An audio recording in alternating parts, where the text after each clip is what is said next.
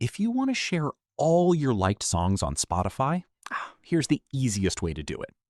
First, open the Spotify app and tap on Your Library at the bottom.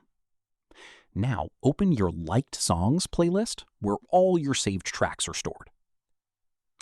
One important thing to know is that Spotify does not allow you to directly share your liked songs because the playlist is private by default.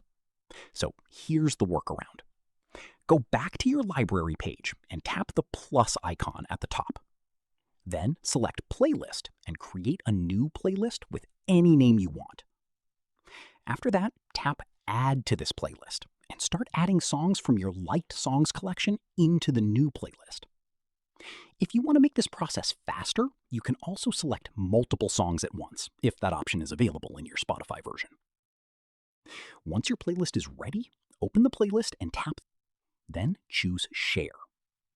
Now you can copy the playlist link, send it through messaging apps, or share it directly on social media. This is the best way to share all liked songs on Spotify with friends, especially for parties, collaborations, or discovering new music together.